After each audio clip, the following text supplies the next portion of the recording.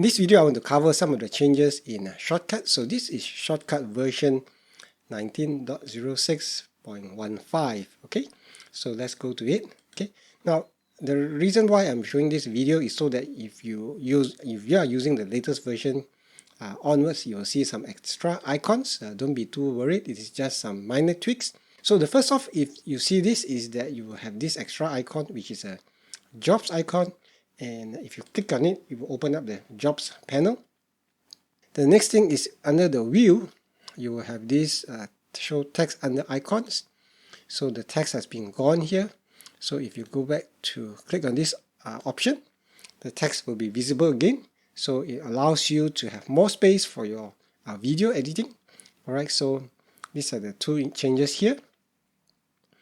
And then finally is this icon over here. It is a ripple edit across all tracks.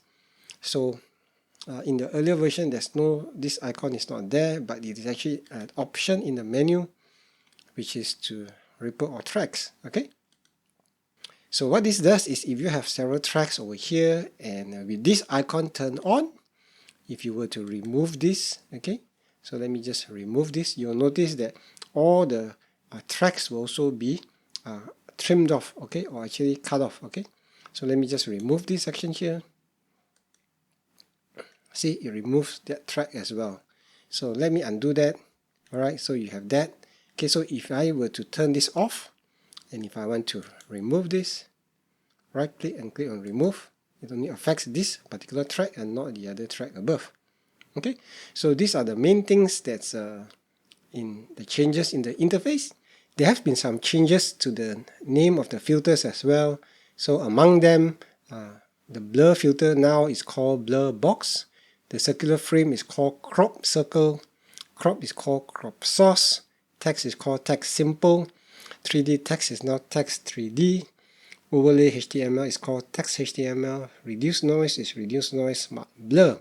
Okay, and if you see an asterisk, it means that under the crop filters, there's also additional filters that does similar things. Okay,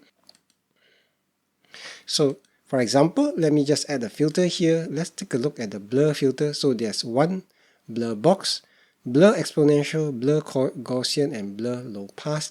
Okay, it does the same thing to blur the screen. So let me just do the blur box, which is original one. So if you notice closely, there's some changes here. So apparently some of the pixels has been removed in the blur box. So that's why the new filters were created. Okay, so you can actually use blur exponential or blur Gaussian. It's actually quite similar. So the changes is here, the options that you can have, let's say compared to say blur box.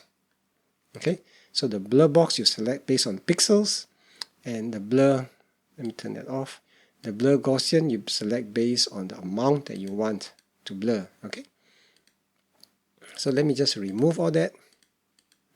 And next, the filter that is affected is actually a crop. So there's additional crop circle, crop rectangle, crop source. Okay, so the crop source was the original one. Okay, where you can change the dimensions, whether you want to crop it at the top, crop it at the bottom, crop it to the left, crop it to the right. Okay, so that is the crop filter. So let me remove that. There's also the crop rectangle. Okay, so the crop rectangle is this, and there is also the ability to use keyframes for crop rectangle and for crop circle.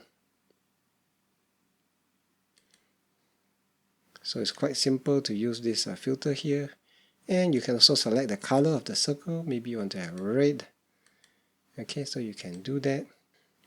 And finally, there's also filters for noise, and this noise filter is actually applies to the for the video, and it is actually used for reducing noise if you have old clips that you copy perhaps from an older camera, or maybe it's from even a tape, okay, that you have converted to digital and you want to edit it. Okay, so this is noise, and you can actually see it if you zoom straight in. Okay, so these are some of the new filters in Shotcut. So if you increase the noise, you'll notice it on the screen over here. Let me zoom in and show you. Okay, take a look at the wall here. When I have the wall noise, it creates things like this. Okay.